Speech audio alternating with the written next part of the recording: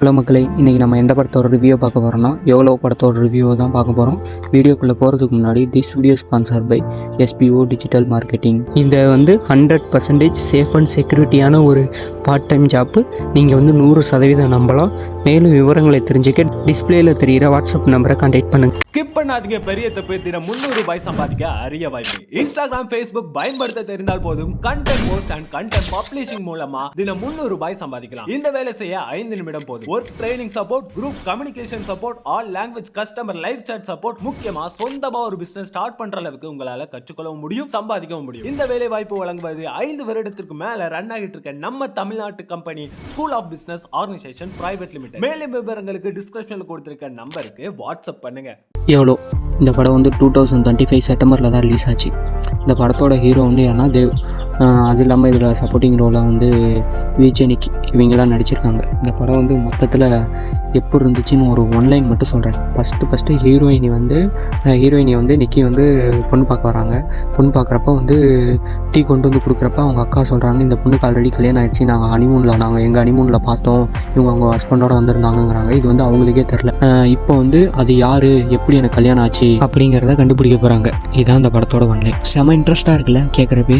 இதே இன்ட்ரெஸ்ட்டோடு தான் நான் ஸ்டார்டிங்கில் படம் பார்த்தேன். ஒரு நியூ கான்செப்டாக இருந்துச்சு, ஒரு கொஞ்சம் இன்ட்ரெஸ்ட்டாகவும் இருந்துச்சு. அவங்களுக்கே கல்யாணம் நடக்கிறது தெரியல, இது எப்படி கண்டுபிடிக்க போகிறாங்க, இது எந்த மாதிரி கொண்டு போவாங்க அப்படின்னு தான் நான் பார்த்தேன்.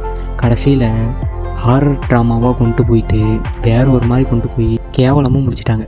மொத்தத்தில் படமே ஸ்டார்டிங் எங்கேயோ கிராஃப் ஏற்றி போக கிராஃப் மேலே தான் ஏறும். ஆனால் இந்த படத்தில் போக கிராஃப் கீழே தான் இறங்குச்சு, சுத்தமாக இறங்குச்சு. ஒரு கட்டத்தில் 2 hours 4 minutes படத்தையே என்னால் பார்க்க முடியல.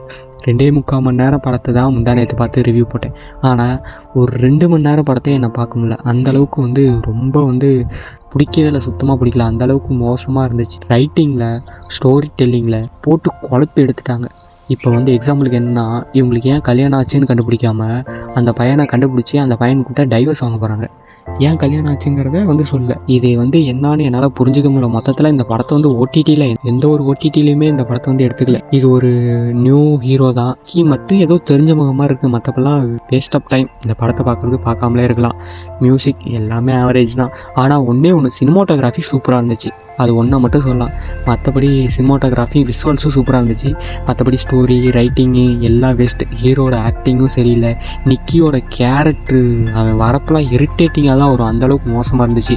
மொத்தத்தில் வேஸ்ட் ஆஃப் டைம். அப்புறம் இந்த படத்தை தயவு செய்து பார்க்காதீங்க. இந்த படத்துக்கு நாங்களும் என் டீமு கொடுக்குற ரேட்டிங் 5க்கு 1.5 தான் கொடுக்குறோம். அதுவும் இந்த சினிமாட்டோகிராஃபிக்கும் லைட்டாக அங்கேங்க ஏதோ ஸ்மைல் பண்ணுற மாதிரி கம்பெனி வரும், அவ்வளோதான். மீண்டும் அடுத்து ஒரு நல்ல படத்தில் சந்திப்போம்.